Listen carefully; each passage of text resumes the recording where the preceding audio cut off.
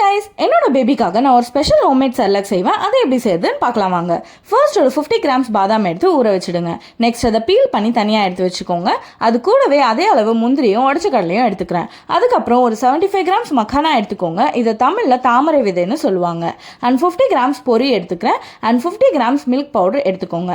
நம்ம வெளியே வாங்குற செர்லாக்கை விட இது பேபிஸோட பிரெயின் டெவலப்மெண்ட்க்கு ரொம்பவே நல்லதாக இருக்கும் அண்ட் ஹெல்த்தியாகவும் இருக்கும். இதெல்லாம் ரெடியாக வச்சுட்டு ஃபர்ஸ்ட் ஸ்டவ் ஆன் பண்ணிவிட்டு ஒரு கடாயில் 1 டேபிள் ஸ்பூன் நெய் ஆட் பண்ணி அதில் எடுத்து வச்ச மக்கானாவை சேர்த்து நல்லா மிக்ஸ் பண்ணி விட்டுருங்க. இதில் high magnesium, iron, potassium, calcium இருக்குது. இது செய்கிறப்போ ஸ்டவ்வை லோ ஃப்ளேம்லேயே வச்சு செய்யுங்க.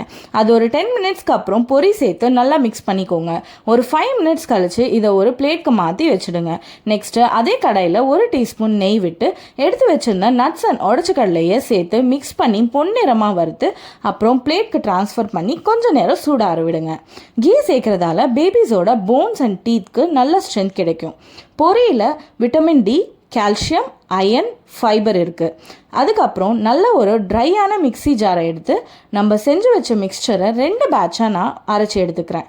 நம்ம இதில் நட்ஸ் அண்ட் உடச்ச கடலை சேர்க்கறதால பேபிஸ்க்கு நல்ல வெயிட் கெயின் அண்ட் அவங்க போன்ஸ் அண்ட் மசில்ஸ்க்கு நல்ல ஸ்ட்ரென்த் கிடைக்கும். ஃபர்ஸ்ட் ஒரு 10 செகண்ட்ஸ்க்கு அரைச்சி 2 டேபிள் ஸ்பூன் ப்ரௌன் சுகர் சேர்த்து நல்ல பவுடரை அரைச்சி எடுத்துக்கோங்க. செர்லாக்கை இன்னும் டேஸ்டியாக ஆக்கிறதுக்காக தான் கொஞ்சம் நாட்டு சர்க்கரையை சேர்த்துருக்கேன். நல்லா அரைச்ச அப்புறம் ஒரு வாட்டி கையில் எடுத்து செக் பண்ணி பாருங்கள். இதை நீங்கள் மார்னிங் பிரேக்ஃபாஸ்ட்டாக கூட கொடுக்கலாம். அப்புறம் வெளியே ட்ராவல் பண்ணுறப்போ கூட ஒரு ட்ராவல் ஃப்ரெண்ட்லியாக கூட இருக்கும். இதை எப்படி பேபிக்கு ஃபீட் பண்ணுறதுன்னு நெக்ஸ்ட் வீடியோவில் பார்க்கலாம். இந்த பவுடரை ஒரு பாத்திரத்தில் எடுத்து அதில் அந்த மில்க் பவுடரை சேர்த்து நல்லா மிக்ஸ் பண்ணி கொஞ்சம் நேரம் ஆற விடுங்க. இந்த செர்லாக் ரெசிபி உங்களுக்கு பிடிச்சிருந்தா லைக் அண்ட் சப்ஸ்கிரைப் பண்ணிவிடுங்க. அப்புறம் ஒரு ட்ரை டைட் ஸ்டீல் கண்டெய்னரில் போட்டு 1 மந்த் வரைக்கும் ஸ்டோர் பண்ணி உங்கள் பேபிக்கு ஃபீட் பண்ணலாம். அண்ட் பேபிஸும் இதை ரொம்பவே என்ஜாய் பண்ணி சாப்பிடுவாங்க. இதை டேஸ்டியாகவும் இருக்கும் அண்ட் அதே டைமில் ஹெல்த்தியாகவும் இருக்கும்.